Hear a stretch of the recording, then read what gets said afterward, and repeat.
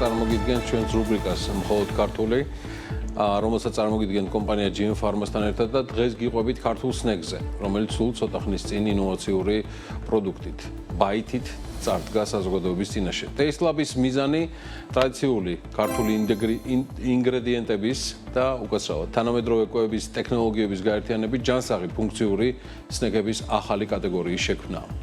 რა შედეგებია ამ დროისთვის? და როგორია კომპანიის გეგმები ამაზე მხოლოდ ქართულის რუბრიკაში მარიამ მიზორია უფრო დეტალურად მოგვიყვება. მარიამ, დილამშვიდობისა და გისმენთ ყურადღებით. დილამშვიდობისა, გიორგი, მივესალმები მაყურებელს და დღეს გიყვებით კომპანიაზე Taste Lab, რომლის პირველი პროდუქტით სახელად ბაითი, იოგურტსა და მაწონზე დაფუძნებული ხრაშუნა სნეკია, რომელიც სუბლიმაციის, ანუ სწრაფი გაყინვისა და შრობის ტექნოლოგიით მზადდება. დეტალებზე სიუჟეტში მოგიყვებით ვრცლად და შემდეგ უკვე სანდრო კანდელაკს უნდა უმასპინძლოთ, რომლის განმარტებითაც ახალი ქართული სნეკი არ შეიცავს დამატებულ შაქარს და სრულფასოვან ჯანსაღ ალტერნატივას ქმნის თანამედროვე სწრაფი კვების ბაზარზე.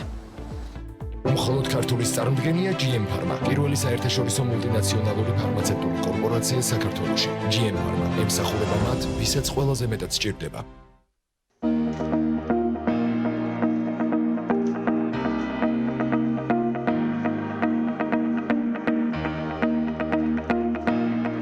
მეც და ჩემს პარტნიორსაც ყავს შვილები და როცა მაღაზიაში შევდივართ და გვინდა რომ შვილისთვის რაიმე სნეკი ვიყიდოთ, ვთვლით რომ არსებული არაჯანსაღი სნეკებიდან რაღაცა უფრო მეტად ჯანსაღი ავარჩიოთ და მაგ ნაწილშიც საკმაოდ მცირე ასორტიმენტი არის და ჩვენც მეც ასე ვთქვათ, ვთვლით რომ ჯანსაღად ვივარჯიშო და არც დიდებისთვის და არც პატარებისთვის რომ ბაზარზე არ იყო არანაირი საინტერესო და ფუნქციური სნეკი, მაგის გამო გადავწყვეტ რომ ჩვენ თვითონ ვერ გვეცადა და ეს პრობლემა გამოწვევად ვერ გვექცია და შევუქმნა პროდუქტი, რომელიც იქნებოდა გემრიელიც, სასარგებლოც და ფუნქციურიც, როგორც ბავშვებისთვის, ისე დიდებისთვის. ბაითი არის პირველ რიგში ტექნოლოგიების და ასე ვთქვათ, ცოტა მეცნიერების ერთობლიობა, რადგან თვითონ ტექნოლოგია, რითიც ბაითი მზადდება, ეს არის ტექნოლოგია, რომელიც ოდესღაც NASA-მ შეიმუშავა და მიზანი იყო, რომ ნუტრიციული ღირებულება პროდუქტის არ შეცვლილიყო, არამედ შესულიყო მისი, ასე ვთქვათ, მდგომარეობა და კონსისტენცია. შესაბამისად, ბაითი არის ფუნქციური, სასარგებლო და ხრაშუნა სნეკი, რომელიც ძალიან, ასე ვთქვათ, გემრიელიც და სასარგებლოც ყველა ერთთან ერთად. ბაითში გვაქვს რამდენიმე სახეობის პროდუქცია. ამ ეტაპზე ძირითადად ყველა აერთიანებს რძის პროდუქტს, გვაქვს მჟოლომაწონი და დანარჩენი არის იოგურტის ბაზაზე. და გვაქვს ჩიზკეიკი, რომელიც არის, ასე ვთქვათ, ძალიან ბევრ ახალგაზრდას და სპორტსმენს ვთქვათ, რომ თბილი ძალიან უყვართ და ჯანსაღ ცხოვრების წესთან ერთად თბილის ურთიერთობა არ გამოდის. ამიტომ გადავწყვეტ, რომ შეგვექმნა თან თბილი და თან ჯანსაღი სნეკი. ყველა პროდუქტში არის ძირითადად რძის პროდუქტები. ნატურალური ხილი, რომელსაც ძალიან გულდასმით ვარჩევთ საქართველოში სხვა მოწოდებისგან და სხვა ყველა ასე ვთქვათ ის პროდუქტი, რომელიც ბაითში, აი მაგალითად თითოეული მაწონი და იოგურტი შეიცავს 1 მილიარდ პრობიოტიკს, შეიცავს კალციუმს, შეიცავს whey proteins, რაც ასე ვთქვათ ამ ჩვენს პროდუქტებს უფრო მეტად ფუნქციურს ხდის.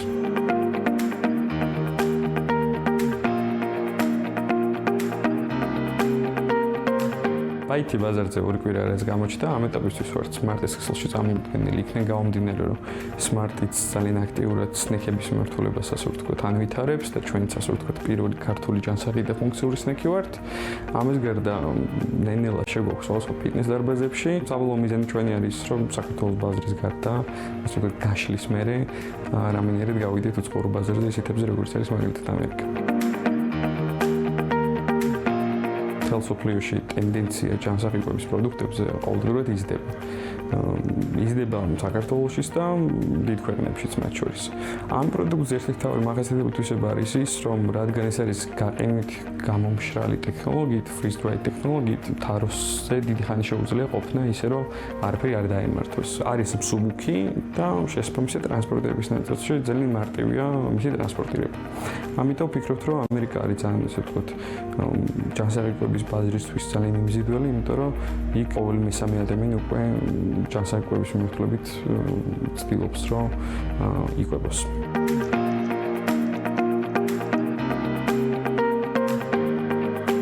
ახლა მუშაობ ძალიან აქტიურად ორ მიმართულებაზე. იმდენად დიდი ინტერესი გამოიწვია მარწუხ ჩიზქეიქმა და ზოგადად ტკბილმა, რომელიც დამატებულ შაქარს არ შეიცავს და პირობითად ვისაც დიაბეტი აქვს ან უბრალოდ ადამიანებს ვისაც ტკბილი უყვართ და არ ჭამენ, იმიტომ რომ ჯანსაღად ცხოვრობენ, იმდენად მოიწონათ, რომ მუშაობთ ახლა ახალი ტიპის დესერტზე, რომელიც ასევე იგივე შინაარსს მატარებელი იქნება, იქნება ჯანსაღი, იქნება ნატურალური ინგრედიენტებისგან, არ იქნება რძის პროდუქტი, იმიტომ რომ საკმაოდ ბევრი რძის პროდუქტი გვაქვს უკვე, არარძის პროდუქტი იქნება და იქნება ძალიან გემრიელი დესერტი, ასე ვთქვათ, ამ მიმართულებით.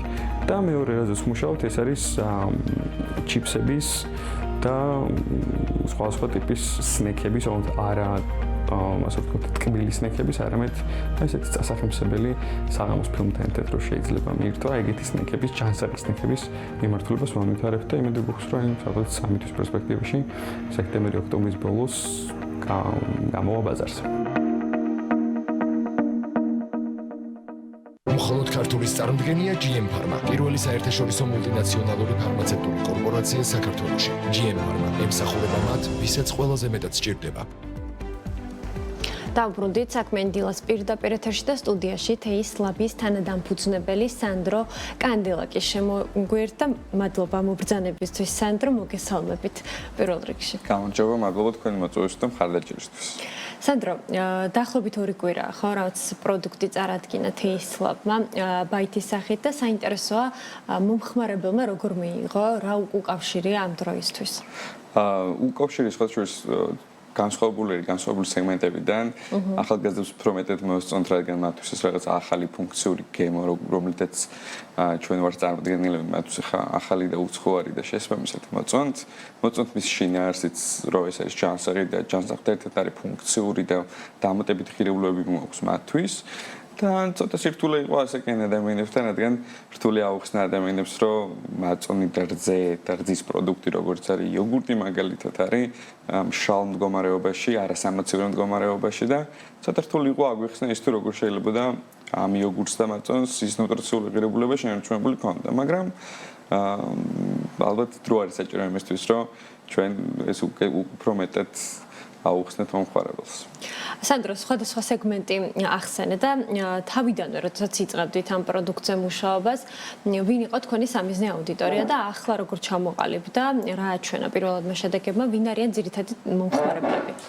ხო, ჩვენ ძირითადი მომხმარებლები არიან სამ კატეგორიაში იშლებიან. პირველი ეს არიან ადამიანები, რომლებსაც ჯანსაღი კვების საკვები პროდუქტების მიმართ აქვთ ინტერესი და ჯანსაღად იკვებებიან. მეორე ეს არიან მშობლები, რომლებიც აქტიურად ცდილობენ თავენჩულებს რაიმე ალტერნატივა სნექის და წასახემსებლის, რომელიც არ არის შაქრით თან სხვა დამატებით, ასე ვთქვათ, დატვირთული შესთავაზა და მესამე თვითონ ახალგაზრდები, რომლებსაც სურთ რომ რაღაცა ახალი განსხვავებული საინტერესო გემო იპოვონ. ეს არის ძირითადად ის სამი მთავარი სეგმენტი, ვისაც ჩვენ ასე ვთქვით, ვქვით ჩვენს პროდუქტს. სანდრო, ამ დროისთვის წარმოდობა დაახლოებით რა მოცულობას აღწევს და თუ არის ზრდის პოტენციალი, მოთხოვნა გამომდინარე, როგორც ვთქვათ, თუ შეიქმნა მაღალი მოთხოვნა, თუ აქვს თქვენს კომპანიას რესურსი, რომ კიდევ უფრო მეტი დაამზადოს. კი, რესურსულად ეხლა ჩვენ წარმოდგენაში ცოტა განსხვავებით ყველაფერი. ბაზარზე გასვლის მერე მივხვდით, რომ რაღაცა გაშლის მერე იმდენი არ გვიწარმოებია, რაც საჭირო იყო.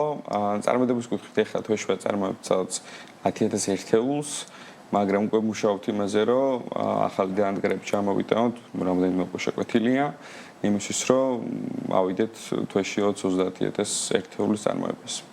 და თეის ლაბზეც მინდა კითხო, ბაითი არის მხოლოდ ერთი მიმართულება, ხო? ვისაუბროთ რა არის თეის ლაბი, რა მიმართულებით პოზიციონირდება ბაზარზე და კიდევ იქნება თუ რა კონკრეტული კვებრენდები, რომლებიც უკვე სხვადასხვა პროდუქტის წარმოებას უზრუნველყოფს. კი, თეის ლაბს სახელიც იმიტომ ქვია ლაბთან, ასე ვთქვათ, ასოცირებული, რომ ეს არის რაღაცა ეგრეთ წოდებული research ლაბორატორია, არ არის უბრალოდ რაღაცა კულინარიული სივრცე მხოლოდ.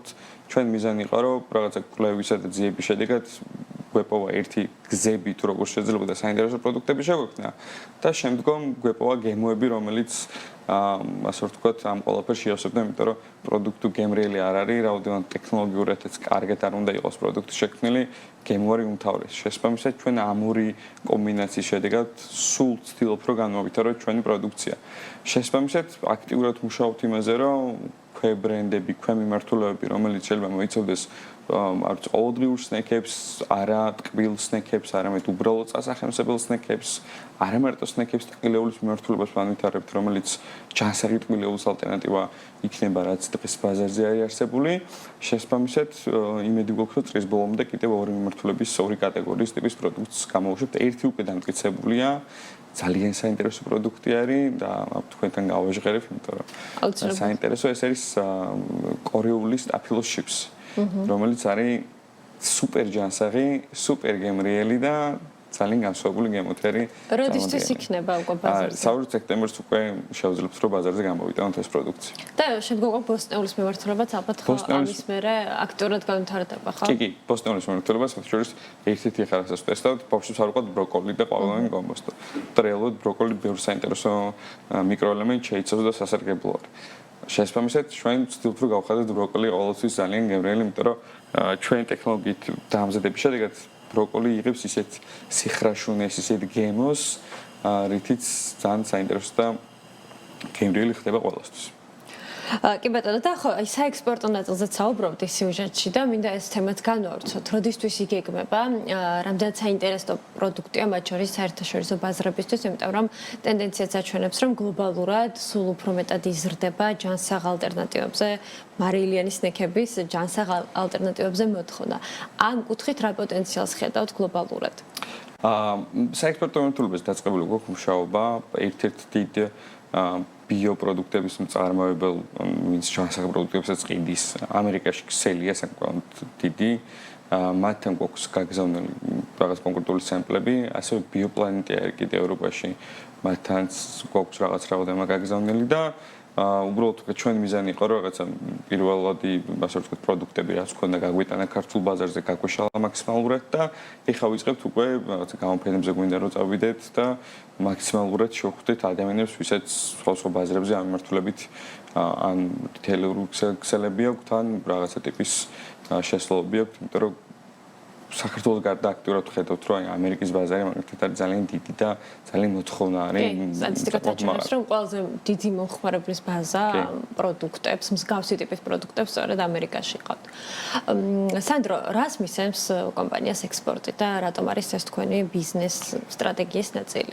კი, ექსპორტი ერთი რომ ძალიან გვიმარტივებს, იმიტომ რომ საქართველოში მიუხედავად რომ ძალიან აქტიურად არის გაზრდილი ზოგადად ჯანსაღ პროდუქტებზე მოთხოვნა საქართველოს არის პატარა, ანუ არ არის ასე ვთქვათ იმხელა იმდენი დიდი სეგმენტი. გარდა ამისა, მნიშვნელოვანი არის ის ფაქტორიც, რომ ანუ ხა ამერიკაში მაგალითად ჩვენი შემოსავალი ამ შემთხვევაში შესაძლებელი იყოს დოლარში და ჩვენი ხარჯი და წარმოება არის საქართველოში და გვაქვს ლარში, რაც ანუ საკმაოდ კარგი შედეგს იძლევა რა. საშუალებას და შესაძლებლობასაც აძლევს კომპანიას. სანდრო, მიღმა ექსპორტისა პროდუქტის ნაწილში რა არის ის განვითარების გეგმა და როგორ მიყვება კომპანია უკვე ამ სტრატეგიას?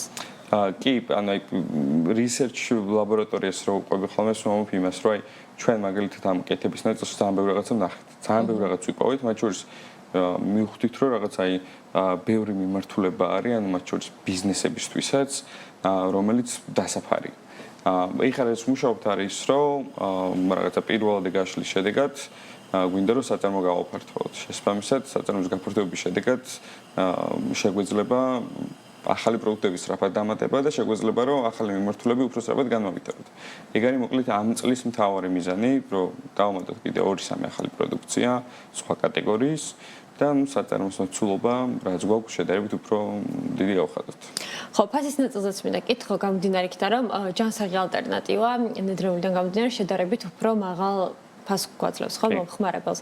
აი ამ ნაწილში ხომ არ იქნება რამე კონკურენციის ნაწილში როგორ ხედავთ? ხო, იქ ძალიან კარგი კითხვა არის, იმიტომ რომ მაგას ძალიან ბევრს ფიქრობთ. იმიტომ რომ ამჟამინდელი ფასი რითიც ვართ წარმოდგენილები და სადაც ვართ წარმოდგენილები არ არის ესე ვთქვათ იაფი.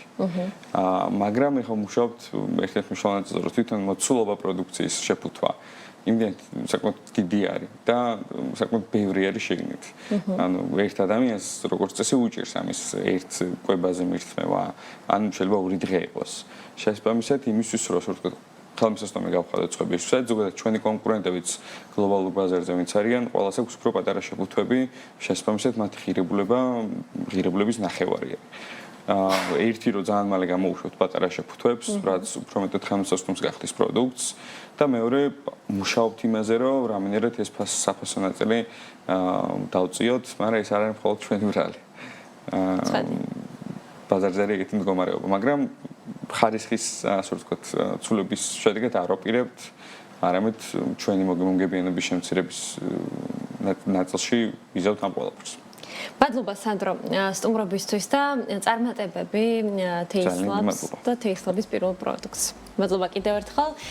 სანდრო კანდელაკი თეისლაბის თანადამფუძნებელი იყო ჩვენი სტუმარი.